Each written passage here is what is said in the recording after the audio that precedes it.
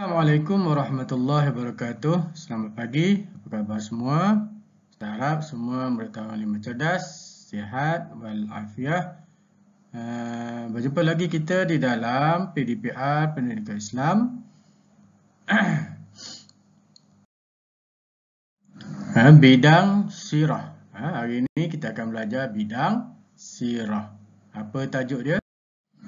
Okey, unit 3. Nabi Muhammad sallallahu alaihi wasallam, pemimpin agung. Boleh rujuk muka surat 150. Seperti biasa, kita tengok dulu standard kandungan yang kita nak belajar. 5.3, merumus, iktibar dan meneladani kepribadian Nabi Muhammad sebagai pemimpin secara beradab dan istiqamah. Juga seperti biasa, kita akan tengok objektif pembelajaran murid dapat. Pertama, menjelaskan maksud pemimpin dengan tepat. Kedua, murid dapat menjelaskan ciri-ciri kepimpinan Nabi Muhammad sallallahu alaihi wasallam dengan betul. Baiklah murid-murid, unit 3, Nabi Muhammad sallallahu alaihi wasallam, pemimpin agung. Pemimpin agung maknanya hebat, paling hebat sekali kat dunia. Okey, sebelum tu kita tengok dulu kepribadian Nabi Muhammad. Kepribadian dia yang begitu hebat, kan dikatakan sebagai pemimpin agung. Apa kepribadian yang ada pada Nabi Muhammad? Kita tengok amanah, menepati masa, kuat beribadah, penyayang, rendah diri, mengasihi orang tua dan kanak-kanak, menjaga hubungan dengan Allah Subhanahu wa taala, memelihara hubungan dengan manusia, bertanggungjawab, menghormati orang lain, sabar, sentiasa bercakap benar, menjaga tutur kata dan adab sopan, suka membantu, menghindari perkara sia-sia, suka bersedekah, dan akhir sekali tenang dan pemaaf.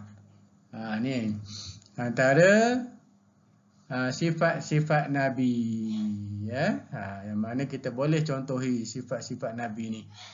Semuanya terbaik, ya. Okey. Baiklah murid-murid. Pengertian. Kita ada pengertian apa ni? Pengertian pemimpin. Apa itu pemimpin? Okay, pemimpin bermaksud individu yang bertanggungjawab menerajui sesuatu organisasi. Itu dia pemimpin. Kalau dalam kelas kita siapa pemimpin? Ketua kelas. Okey. Kalau di sekolah siapa pemimpin yang paling besar? Guru besar. Kalau di rumah kita siapa pemimpin? Bapa kita. Okey. Itulah pemimpin. Maknanya individu yang bertanggungjawab menerajui sesuatu organisasi. Baiklah, kita akan tengok ciri-ciri kepimpinan Nabi Muhammad sallallahu alaihi wasallam sebagai pemimpin unggul. Apa ciri-ciri dia? Okay, pertama, ini adalah kisah daripada peperangan yang dilalui oleh Nabi Muhammad sallallahu alaihi wasallam. Okey, dia nak cerita bagaimana kepimpinan Nabi yang dianggap sebagai pemimpin yang unggul. Pertama, cerita dia kita baca dulu. Kaum musyrikin Mekah dan golongan Yahudi telah berpakat untuk menyerang Nabi Muhammad dan kaum muslimin di Madinah. Segala persiapan dilakukan dengan rapinya agar peperangan kali ini dapat mengalahkan Nabi Muhammad sallallahu alaihi wasallam dan menghentikan dakwah baginda. Okey, ini orang kafir ya. Dia nak mengalahkan Nabi. Okey, kita tengok yang kedua. Yang kedua tu gambar apa tu? Semangat ke apa tu? Okey. Okey, kita baca. Berita ini telah sampai kepada Nabi Muhammad sallallahu alaihi wasallam yang sentiasa bersedia dan berwaspada terhadap pergerakan musuh Islam. Ni kepribadian Nabi ni yang pertama. Ciri-ciri pemimpin unggul. Sentiasa bersedia dan berwaspada. Okey. Baginda bersegera mengadakan mesyuarat bagi mendengar pandangan anggota mesyuarat tentang strategi mempertahankan negara Madinah daripada serangan musuh yang sangat ramai.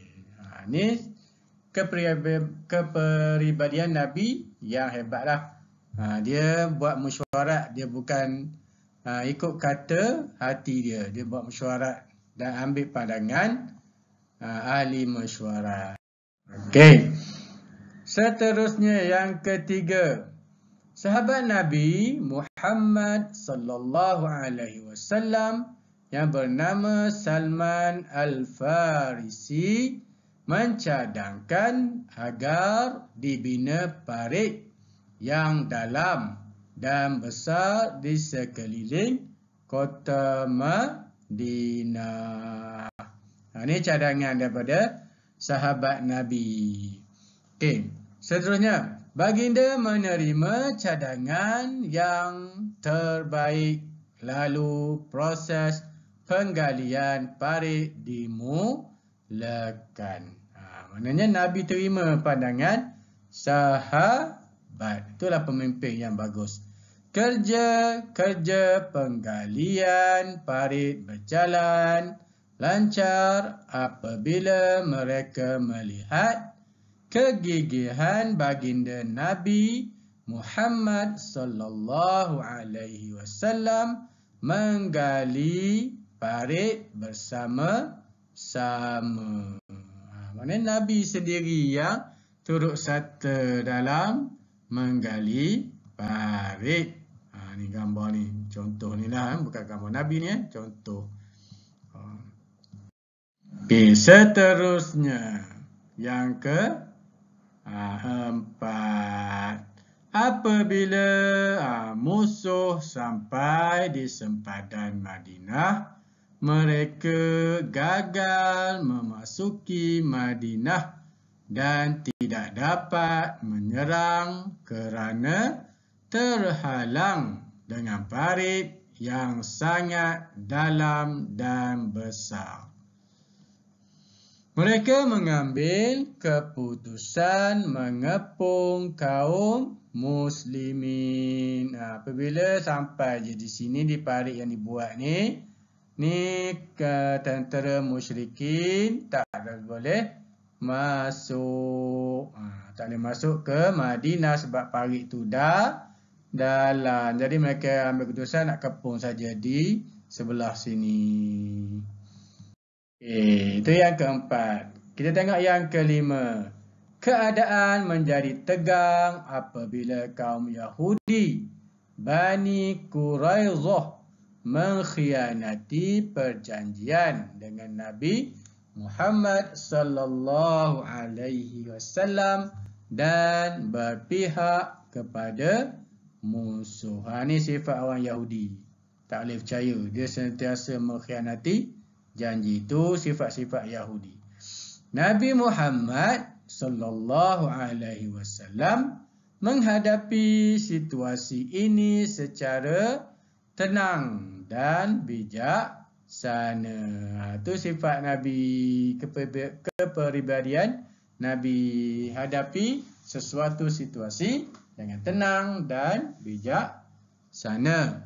Baginda bermunajat mohon pertolongan Allah Subhanahu wa taala dan merancang strategi menghadapi serangan musuh. Ini sifat seorang pemimpin yang bagus. Sentiasa meminta pertolongan daripada Allah Subhanahu wa ta'ala. Baiklah murid-murid. Seterusnya. Ni gambar apa yang kenal ni? Habis kemah. Okey.